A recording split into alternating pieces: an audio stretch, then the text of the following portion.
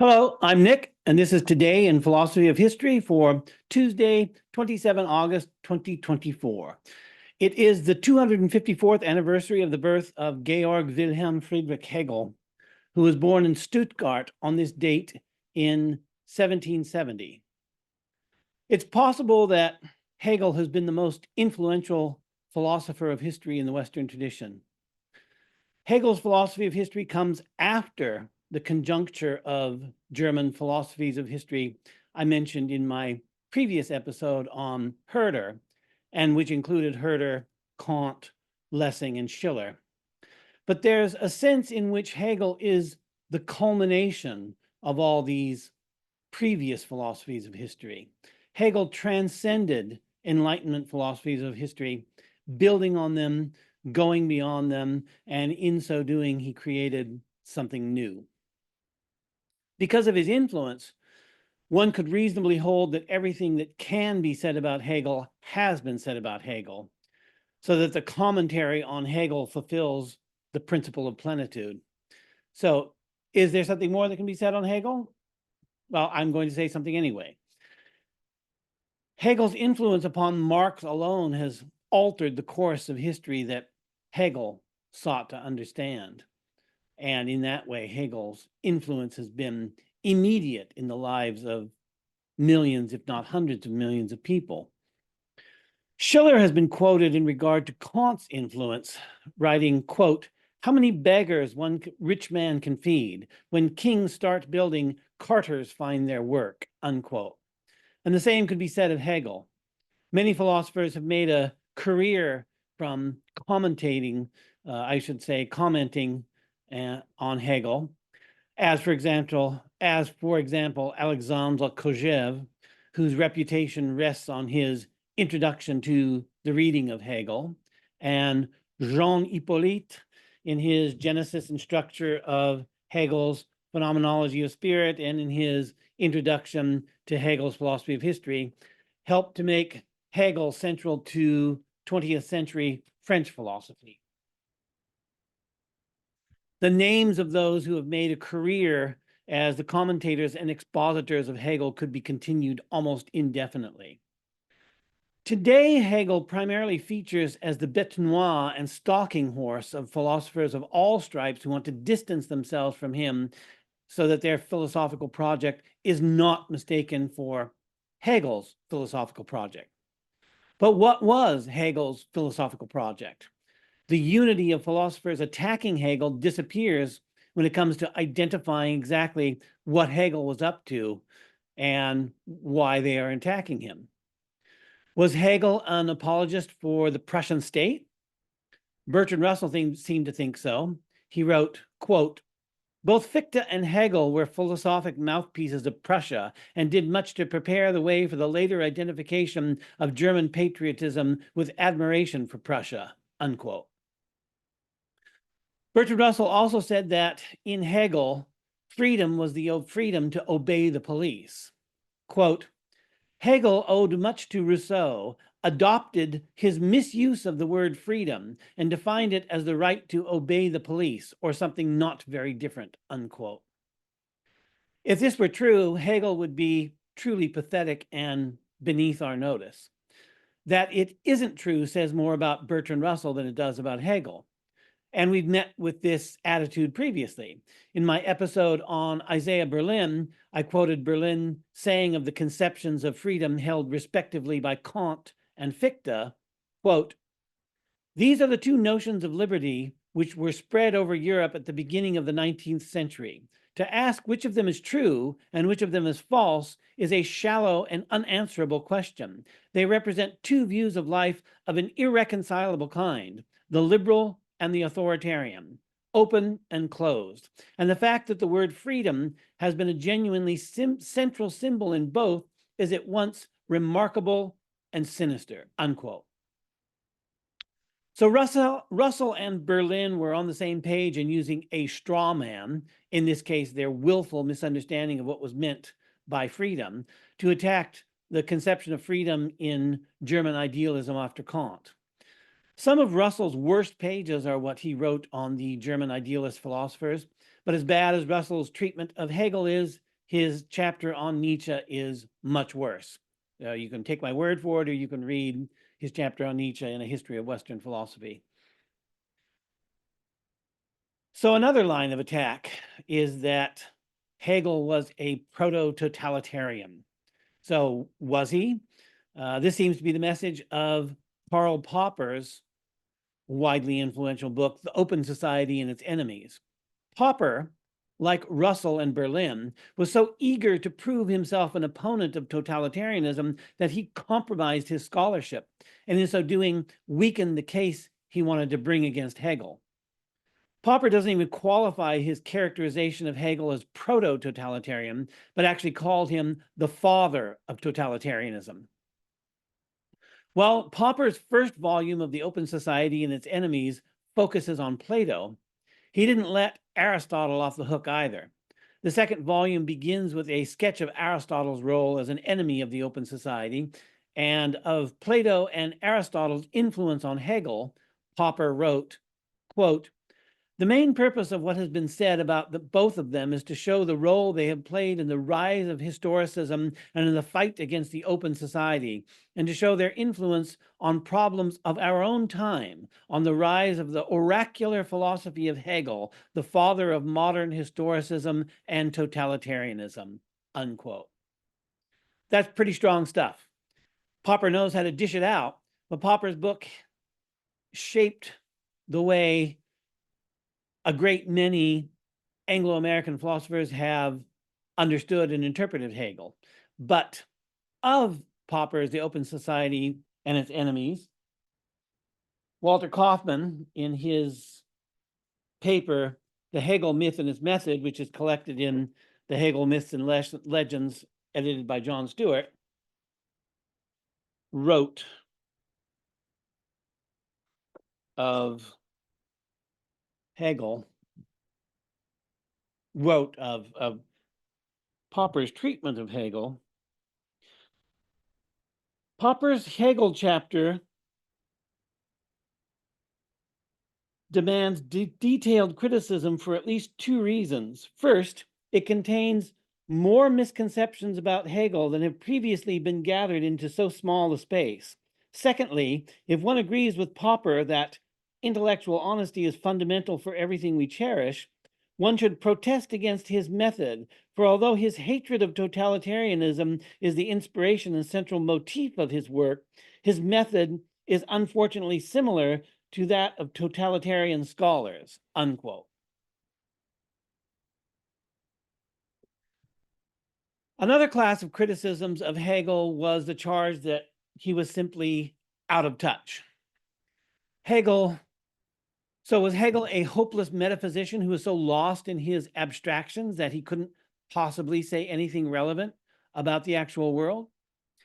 If this metaphysical charge is made, it conflicts with the charges of Hegel being an apologist for Prussianism or for proto-totalitarianism, since it wouldn't make much sense to say that Hegel both had his head lost in the clouds and that he was concerned to justify the ways of the state to man.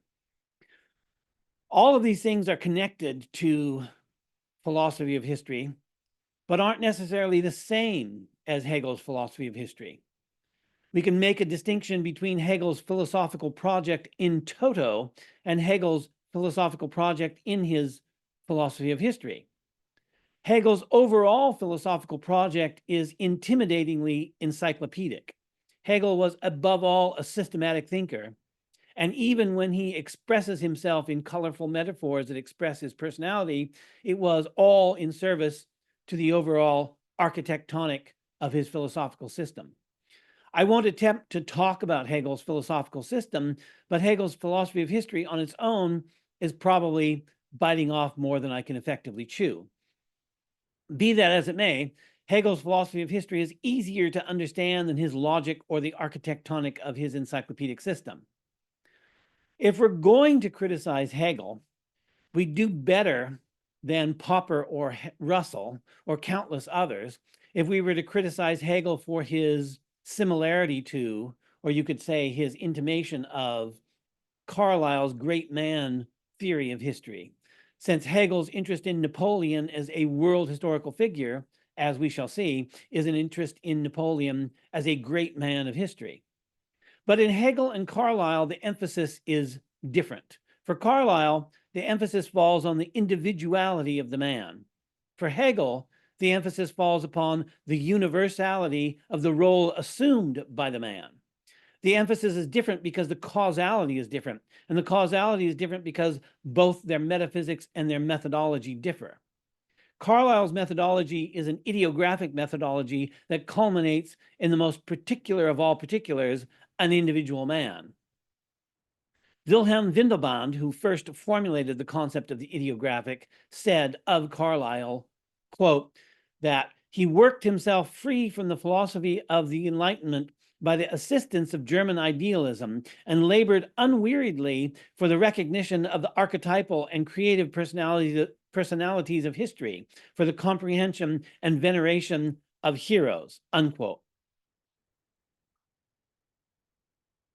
I think there's a subtle but important difference between the archetypal and the ideographic, with the archetypal being closer to the nomothetic than the ideographic, but a more thorough examination of the categories of the ideographic and the nomothetic in relation to the archetypal will have to wait for another opportunity.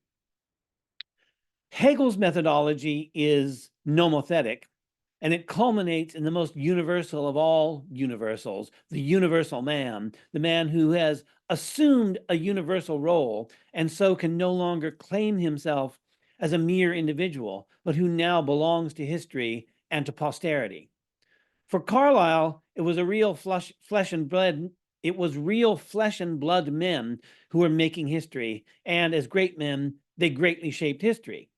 For Hegel, spirit works through men, and if a man is great and so greatly shapes history, it was because he was the right man in the right place who became an expression of the spirit of the age.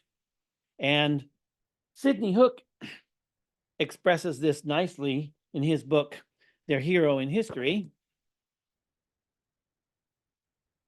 Quote, men gratify their errant wishes, carry out their urgent duties, pit their intelligence and courage against the obstacles of nature and society, but all the time they are building something different from what they intend. In the dim light of his understanding, each one weaves a strand in the web of destiny, which is the meaning or reason in history. The great man is the one who is aware that the reason of things speaks through his words and deeds. He has historical and divine justification in overriding other individuals, even entire peoples, who remain on the level of everyday understanding, unquote. The hero for Hegel isn't the point of the story. The hero is merely the expression, the contemporaneous expression of where we are in history. Philosophy makes it possible for us to express where we are in history in relation to the overall development of spirit. Hegel himself wrote in the preface to his Philosophy of Right, quote, history is its age comprehended in thought, unquote. So if Hegel's philosophy is Hegel's age comprehended in thought, what was Hegel's age? Well, since Hegel was born in the late 18th century and came to maturity in the early 19th century, he lived in an eventful age. And there were many historical developments that we might understand as that which is comprehended by Hegel's philosophy of history. He was, for example, a young child when James Watt invented the steam engine, when America declared its independence from Britain, and when Goethe published The Sorrows of Young Werther, kicking off the Sturm und Drang movement in literature. He was a little older child when Kant was publishing his Three Critiques, when Mozart wrote Don Giovanni and Eine kleine Nachtmusik, and when Lessing wrote his The Education of Man. If Hegel was aware of any of this as it happened, it would only have been the awareness of a child, not much of an awareness at all. Perhaps as importantly at the time, the world moved much more slowly and news of events followed years after the fact. So Hegel wouldn't have known of any of these things as they were happening. But Hegel was a young man in his prime when the French Revolution popped off in 1789. I've commented in other episodes that the French Revolution had a far greater impact on European intellectuals and therefore on European philosophy than the American Revolution. Walter Kaufmann credited this to proximity, writing, quote, "America was very far away, but France was not far away at all," unquote. It wasn't only intellectuals who responded to the French Revolution. Poets also felt the spirit of the age. William Wordsworth wrote in his poem, The Prelude, "Bliss was it in that dawn to be alive, but to be young was very heaven." Hegel was young when the French Revolution began. He was, in fact, 19 years old, old enough to have some idea of what was going on, but not yet old enough to know how youthful enthusiasms are almost inevitably disappointed by subsequent events. So Hegel knew some of the bliss that Wordsworth had recorded himself. In fact, Hegel and Wordsworth may have known a quite similar bliss, as Wordsworth was born in the same year as Hegel, 1770, and he was also 19 years old when the French Revolution began. Wordsworth started writing The Prelude in 1798, when the memories were probably still fresh enough to be recalled, but it wasn't published until 1850, shortly after Wordsworth's death the same year. So Wordsworth in The Prelude and Hegel in his lectures on the philosophy of history were remembering their youthful bliss at being contemporary witnesses of the French Revolution, but through the lens of what came later: Robespierre, the Reign of Terror, Napoleon, and the Napoleonic Wars. Hegel famously saw Napoleon at the Battle of Jena-Auerstadt, since he was living in Jena at the time, and Hegel wrote later in a letter to a friend, quote, "I saw the emperor, this world soul, riding out of the city on reconnaissance. It is indeed a wonderful sensation to see such an individual who, concentrated here at a single point, astride a horse, reaches out over the world and masters it. This extraordinary man whom it is impossible not to admire," unquote. The figure of Napoleon that Hegel glimpsed on reconnaissance near Jena, a man impossible not to admire, as he said, stuck with Hegel, and Napoleon reappeared after his exile to St. Helena and after his death in an abstract and purified, or maybe simplified form in Hegel's philosophy. This gives us a simple and straightforward way to understand Hegel's philosophical project in his lectures on the philosophy of history, and this has been expressed concisely by David P. Jordan. Quote, "Hegel's philosophy of history, the most influential and profound of the age, was inspired by the French Revolution and Napoleon," unquote. I would go further than this and say that Hegel's philosophy of history was not only inspired by the French Revolution and Napoleon, but that it mirrors Napoleon in the abstract. Jordan continued, quote, "He became the first contemporary of the extraordinary events of the age to put them into a vast philosophical context whose impact, both in Hegel's version and in its Marxist elaboration, is still alive," unquote. I previously quoted some of this passage in my episode on Napoleon, in particular, what follows, in which Jordan described how Hegel depicted Napoleon. Quote, "His is also the most searching appraisal ever made of Napoleon's historical significance and his complex relationship to the French Revolution. Hegel's Napoleon, stripped of anecdote, physical details, and personal description, is the embodiment of the French Revolution, its unwitting agent, and by inference, its savior," unquote.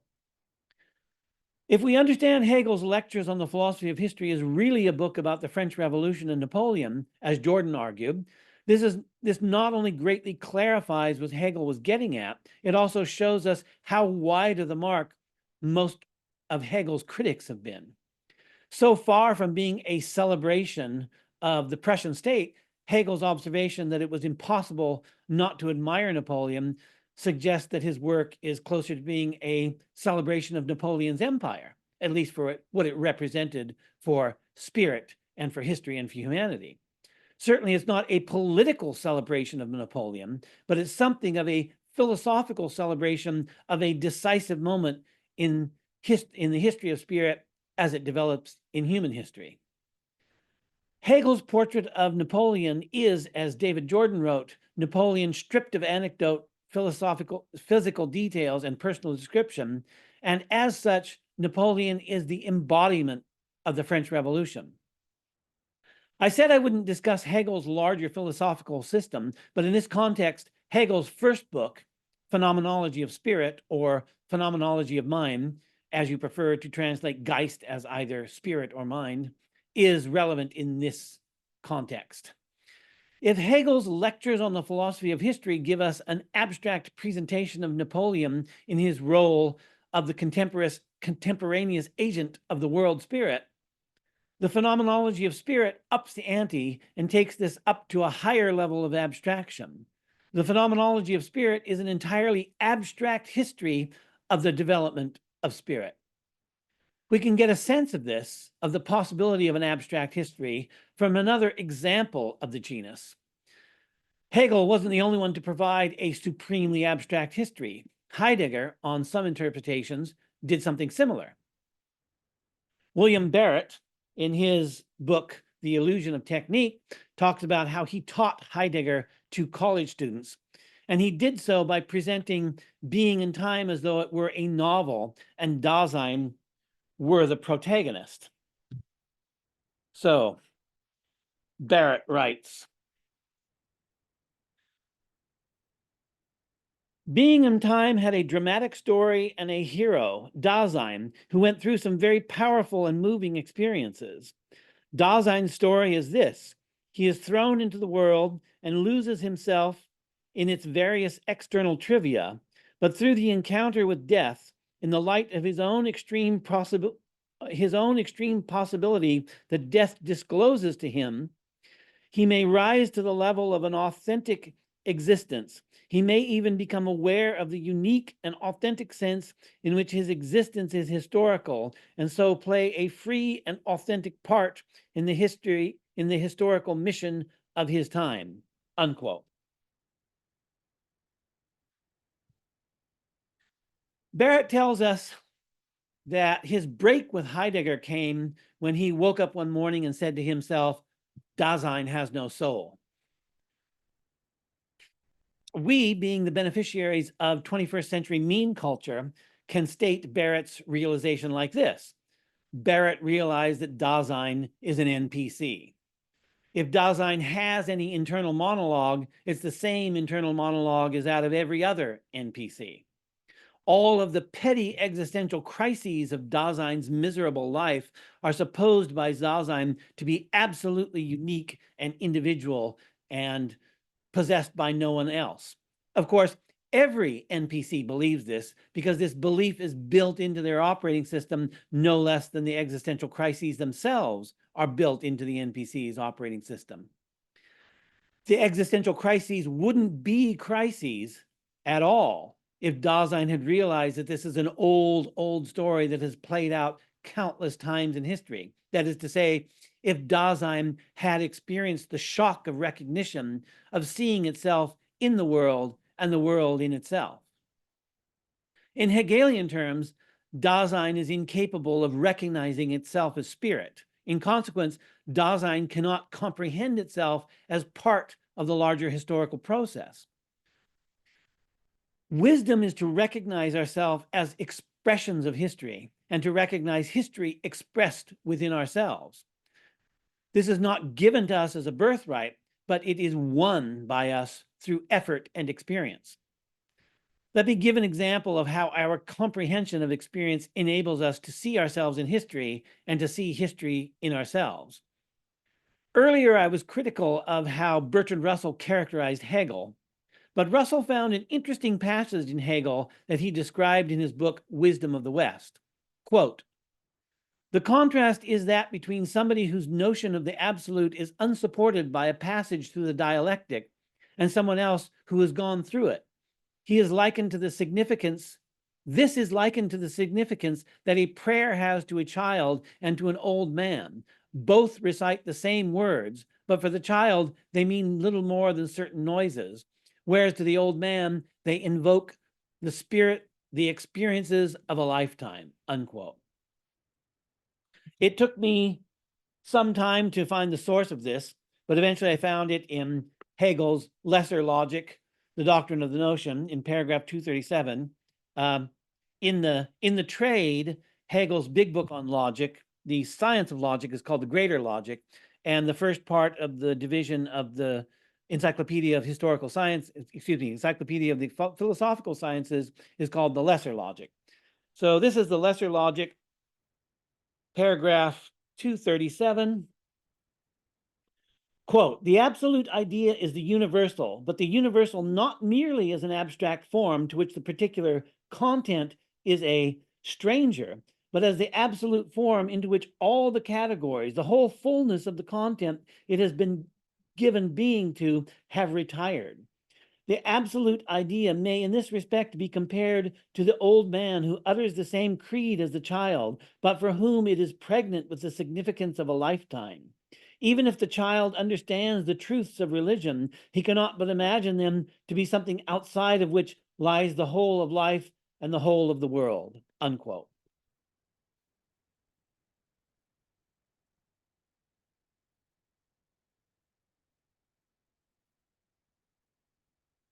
What Hegel has to say here about prayer is equally applicable to reading a poem or singing a song that one read or sang in the innocence of youth, and reading or singing it again in the sad wisdom of age, if one has been so fortunate as to gain any wisdom from one's experiences. Whether you laugh or you cry or both, the shock of recognition brings you to the realization that there is something more going on than what's just inside your head alone. For Hegel, mature wisdom is understanding how the experiences of a lifetime are integral with the development of the entire course of world history. Our lives are both a reflection of our time and a reflection of a larger epic of world history, which, if only we can see it, we will understand is our life. We could say that history is a fractal structure that is self-similar across scales of magnitude. In more traditional language, we could say that the microcosm mirrors the macrocosm and vice versa. But to see this, we have to step back and see it whole. We have to see history whole. This immediately suggests the question of, how do we do this? How do we take a step back and see history whole? I think the better question here might be, who does this? Who takes a step back and sees history whole? Or even who is capable of stepping back and seeing history whole? There's a line from Hegel that I quote with some regularity, and in one of its translations, it goes like this: the owl of Minerva takes flight only with the setting of the sun. The owl, a symbol of wisdom, and Minerva, or Athena to the Greeks, also a symbol of wisdom, begins its own journey when the journey of the day is over. Wisdom is possible only as the day is coming to an end. Wisdom then belongs to that which comes after the sunlit hours of youth. It is that which follows, that which is won from age and experience. It is the cleanup crew in comparison to the event itself, or even the staging of the event. But the cleanup crew are the only ones who really know what went down at the event. Earlier, I quoted Wordsworth on his youthful reflection on the French Revolution. Bliss was it in that dawn to be alive, but to be young was very heaven. Perhaps it was the very heaven to be young as the French Revolution was happening. And imagine being young and in the thick of things in Paris at the time, perhaps being present at the oath of the tennis court, and then less than a month later, joining in at the storming of the Bastille. But a few short years later, when one is marginally older, but still very young yet, the reign of terror begins. Do you participate in the reign of terror as enthusiastically as you participated in the storming of the Bastille? Maybe being in the thick of things isn't that great after all. Maybe one becomes possessed by the mob and loses oneself. This is what Dasein does. This is what the NPC does. So maybe being young is very heaven, but the bliss of simply being alive isn't too bad either. What about those who were old when the French Revolution happened? If you have the good fortune to live long enough to hesitate both in joining this crowd to storm the Bastille and to hesitate joining the crowds watching the guillotine at work. Maybe age is the better part of discretion. Everyone experiences what it's like to be young, but only the survivors of history know what it's like to be old. And to be old and to witness the spectacle of history being made is a remarkable thing. Maybe it isn't the very heaven of being young, but it offers the possibility of viewing these events in hindsight. Every age and its dramatic events are witnessed alike by the young, the middle-aged, and the old. To witness a great event like the French Revolution, not only from the Wordsworthian or Hegelian standpoint as a young man, but from the standpoint of age, is to be given a glimpse of the future that is yet to come, yet to be. With a glimpse of the future, one vicariously extends one's life on earth. Despite the tragic shortness of human life, we can transcend our time-bound lives by learning history and thus acquiring the past and discerning within the present glimpses of what is to come. And this is essentially acquiring the future. The more you extend yourself in history in this way, the closer you approximate what Hegel called spirit. R.G. Collingwood, in his philosophy of history, argued that history is the reenactment of the thoughts of past historical actors. In this reenactment, we become these historical actors and we relive their moment in history. Hegel is proposing a kind of reenactment on a grand scale. In understanding history, we reenact the development of spirit through time. Happy birthday, Hegel, and thanks for listening.